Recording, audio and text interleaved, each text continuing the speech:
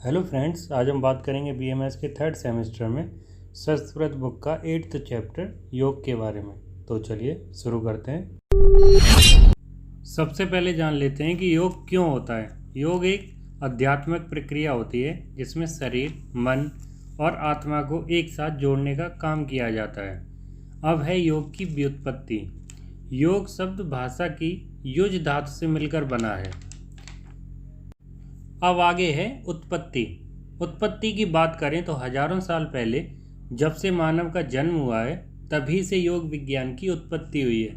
इसके बाद है योग की परिभाषा। पतंजलि योग सूत्र में ये परिभाषा दी गई है कि योगस्तु चित्त वृत्ति निरोध है। इसका अर्थ है चित्त की वृत्तियों का निरोध करना ही योग है। चित्त का अर्थ होता है माइंड, वृत्ति का मतलब होता है थॉट, निरोध का मतलब होता है कंट्रोल करना। तो कहना क्या चाहते हैं कि चित्त की वृत्तियों का निरोध करना ही योग है। मतलब जो अपनी माइंड की जो एक्टिविटीज़ हैं उनको कंट्रोल करना योग से ही संभव हो सकता है, वही योग है। इसी को योग कहते हैं।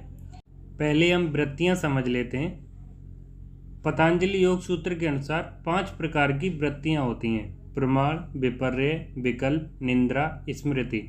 इन्हीं वृत्तियों से हम शरीर और मन पर नियंत्रण ला सकते हैं। सबसे पहले प्रमाण वृत्ति देख लेते हैं। वास्तविक घटनाओं का ज्ञान कराने वाली वृत्ति प्रमाण वृत्ति है। यह 3 प्रकार की होती है: प्रत्यक्ष, अनुमान और आगम। अगली वृत्ति है विपर्य वृत्ति।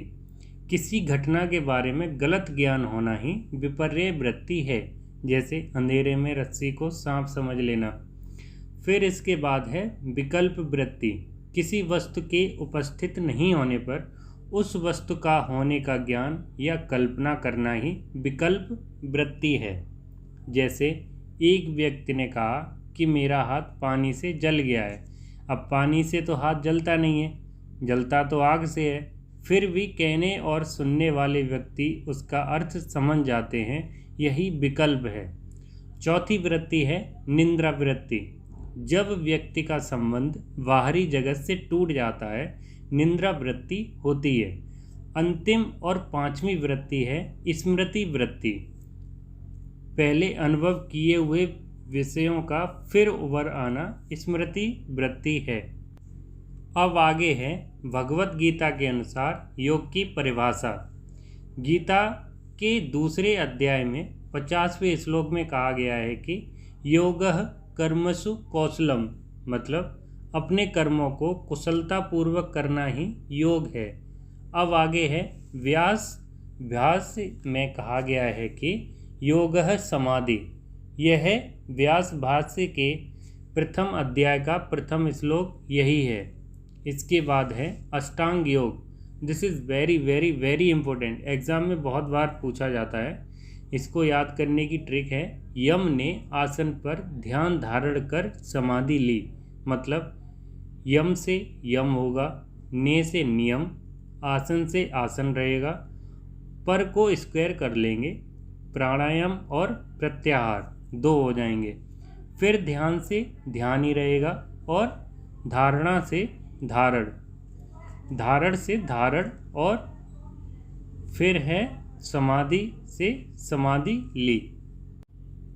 यम, नियम, आसन, प्राणायाम, प्रत्याहार, ध्यान, धारणा, समाधि, ये जो होते हैं ये अष्टांग योग होते हैं। अब इन पॉइंट्स को डिटेल में देख लेते हैं। सबसे पहला पॉइंट है यम, जो संयम से आया है। इसका अर्थ बाहरी अनुशासन होता है। जब हम इस दुनिया में पैदा होते हैं तो हम बहुत लोगों और वस्तुओं से संपर्क में आते हैं। उसमें हमें कैसे व्यवहार करना है वह हमें इसमें बताया गया है। महर्षि पतंजलि ने यम में 5 अनुशासन बताए हैं। पहला अहिंसा, शब्दों, विकारों और कर्मों से अपनी और किसी की हानि नहीं करनी। जैसे हम कार में कहीं जा रहे हैं और सामने वाली कार में कोई धीरे चल रहा है तो हम अपनी कार में बैठे ही चिल्लाने लगते हैं, गालियां देने लगते हैं। यह शब्दों और विकारों की हिंसा हो गई। लोग छोटी छोटी बातों को पकड़कर, कॉलर पकड़कर मारामारी पर उतर आते हैं। यह कर्मों की हिंसा हो गई। दूसरा है सत्य, विचार और व्यवहार में सत्यता। हम छोटी छोटी बातों में झूठ बोलते हैं। हम लोगों को ये बताने की कोशिश करते हैं कि हमें आपसे बहुत प्रेम है, लेकिन इसलिए आपकी खबर पूछ रहे हैं, पर असल में हमें उनसे कोई काम होता है। यह विचार में सत्य नहीं रहा। तीसरा है अस्तेय, चोर प्रकृति का न होना। यह जानते हुए कि हमारे माल में खराबी है, लोगों की सेहत इससे बिगड़ सकती है, फिर भी उसे बेचते हैं। हम खाने पीने की वस्तुओं में मिलावट करके बेचते हैं, यहाँ तक कि अनाज और फल को दवाइयाँ डालकर पकाते हैं और कहते हैं कि ये तो बिजनेस स्ट्रेटजी है। चौथा है अपरिग्रह। हम छोटी छोटी बातों में आवश्यकता से अधिक संग्रह करने लगते हैं। खाना हो, कपड़ा हो, पैसे हों या मकान, हम ज़्यादा चीज़ें संग्रह कर लेना चाहते हैं। पांचवा है ब्रह्मचर्य, ब्रह्म जैसी चर्या। ब्रह्मचर्य का मतलब खाली संभोग से दूर रहना नहीं होता। उसका सही मतलब होता है ब्रह्म जैसी चर्या, यानी परम आत्मा में हम सब एक हैं। यह समझकर चलना, हम अपना बुरा नहीं करते। अगर हम यह समझें कि हम सब परम आत्मा से जुड़े हैं, फिर हम दूसरों का बुरा कैसे कर सकते हैं। अब दूसरा अंग है नियम। इसका अर्थ अंदरूनी अनुशासन या भावनाओं का अनुशासन होता है। महर्षि पतंजलि ने 5 नियम बताए हैं: शौच, संतोष, तप, स्वाध्याय, ईश्वर प्राणिधान। पहला है शौच, बाहर और अंदर दोनों तरफ से शरीर की शुद्धि होना। दूसरा है संतोष, जितना हमारे पास है उसी में ही संतोष करना। फिर है तप, हमेशा अपनी इंद्रियों को तप रूपी कर्म में लगाना। तप मतलब परिश्रम करना, मेहनत करना, अपने कर्म को तप के समान करना। फिर है स्वाध्याय, स्व का मतलब आत्मा, अध्ययन का मतलब अध्ययन करना, तो इसका मतलब है आत्मचिंतन करना। लोग चीज़ खरीदे जाते हैं, उन्हें पता ही नहीं कहाँ रुकना है। डायबिटीज के मरीज चोरी से मीठा खा लेते हैं। डॉक्टर ने वेट लॉस करने को कहा है, फिर भी लोग खाए जाते हैं। हमें ये आत्मचिंतन करना चाहिए कि जो मैं कर रहा हूँ, क्या इसकी ज़रूरत है या ये सही कर रहा हूँ, कहीं मैं गलत तो नहीं कर रहा। ये आत्मचिंतन करना चाहिए। फिर है ईश्वर प्राणिधान, ईश्वर में समर्पण भाव या ईश्वर की शरण में जाना, इसको बोलते हैं ईश्वर प्राणिधान। इसके बाद आता है तीसरा अंग है आसन। व्यक्ति जिस भी शारीरिक स्थिति में लंबे समय तक स्थिरता व सुखपूर्वक रह सके, उसे आसन कहते हैं। आसन का अर्थ है थोड़ी देर शांति से बैठना। लोग थोड़ी देर भी शांति से बैठ नहीं सकते, कुछ न कुछ करते रहते हैं। इसके बाद है प्राणायाम, श्वास एवं प्रश्वास की गति का अवरोध के साथ नियमन करना प्राणायाम कहलाता है। अर्थात 2 श्वास की दूरी बढ़ाना, श्वास और निश्वास की गति को रोकने व निकलने की क्रिया को प्राणायाम कहते हैं। प्राणायाम की संख्या यानी प्राणायाम के भेद। पहला है रेचक यानी इन्हेलेशन, सांस को खींचना। दूसरा है पूरक यानी एक्सलेशन, सांस को छोड़ना।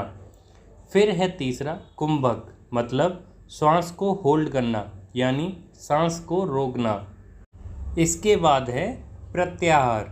प्रत्याहार से मतलब है 5 इंद्रियों से बाहर जाती ऊर्जा को बाहर जाने से रोकना, अपने अंदर इकट्ठा करना। जब हमारी 5 इंद्रियों से देखते हैं, चखते हैं, बोलते हैं, सूंघते हैं या स्पर्श करते हैं, तो हमारी ऊर्जा बाहर जाती है। ऊर्जा को व्यर्थ नष्ट ना करें, जो जरूरी है वही करें। अब है धारणा। धारणा का मतलब होता है कंसंट्रेट करना या स्थिर रहना, मन को एकाग्र करना। मन किसी चीज़ पर फिक्स करना, जैसे आप कोई काम कर रहे हैं उसे पूरा मन के साथ करना, ध्यान लगाकर करना, यह है धारणा। अब इसके बाद आता है ध्यान। केवल ब्रह्म और आत्मा के चिंतन को ध्यान कहते हैं। ध्यान परमात्मा तक पहुँचने का सरल मार्ग है। ध्यान एक विज्ञान है जो हमारे शारीरिक, मानसिक, भावनात्मक, बौद्धिक और आध्यात्मिक विकास में हमारी सहायता कर हमें एक संपूर्ण अस्तित्व का स्वामी बनाने में सक्षम है। अब लास्ट में आता है समाधि। ध्यान से आगे की अवस्था को समाधि कहते हैं। जब योगी किसी वस्तु के ध्यान में पूरी तरह डूब जाता है और उसे अपने अस्तित्व का ज्ञान नहीं रहता है तो उसे समाधि कहा जाता है। अब है योग का प्रयोजन। इसमें योगोः मोक्ष प्रवर्तक, इसका अर्थ है योग मोक्ष का प्रवर्तक है, मतलब योग से ही मोक्ष को प्राप्त कर सकते हैं। एक बार शरीर एवं मन योग से शुद्ध हो गए तो उन्हें कोई बीमारी नहीं होती है तथा वह आरोग्य प्राप्त कर परमात्मा को महसूस करते हैं। अब अगला आता है योगाभ्यास सिद्धिकर भाव या योग की सिद्धि। पहला है उत्साह, साहस, धैर्य, तत्वविज्ञान, दृढ़ निश्चय तथा जनसंग परित्याग। इन 6 तत्वों से योग की सिद्धि होती है। यही योग के साधक तत्व हैं। पहला है उत्साह, इसको डिटेल में देख लेते हैं। योग साधना में लीन होने के लिए मन में उत्साह होना आवश्यक है। उत्साह से ही योग साधना में सफलता मिलेगी। दूसरा है साहस। इसमें साहसी व्यक्ति ही योग साधना करें। भयभीत व्यक्ति योग साधना में आगे नहीं बढ़ सकता है।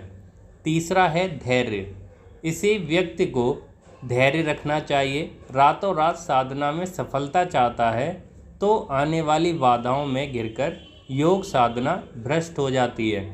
चौथा है तत्व विज्ञान। योग साधना करने से गुरु उपदेशों द्वारा साधना मार्ग का उचित ज्ञान प्राप्त करें, अन्यथा मन विचलित होगा। पांचवा है दृढ़ निश्चय। योग साधना में जाने से पहले दृढ़ निश्चय करना आवश्यक है। अगर जरा भी ढील हुई वही मार्ग बाधित हो जाएगा, इसीलिए दृढ़ निश्चय कर आवश्यक है। छठवां है जनसंग परित्याग। इसमें जन संपर्क को त्यागना चाहिए। योग में सिद्धि की इच्छा रखने वाले यह बात गुप्त रखनी चाहिए। अब सबसे लास्ट में है पंचकोश। योग की धारणा के अनुसार मान व अस्तित्व 5 भागों में बांटा गया है, जिसे पंचकोश कहते हैं। पहला है अन्नमय कोश, प्राणमय कोश, मनोमय कोश, विज्ञानमय कोश, आनंदमय कोश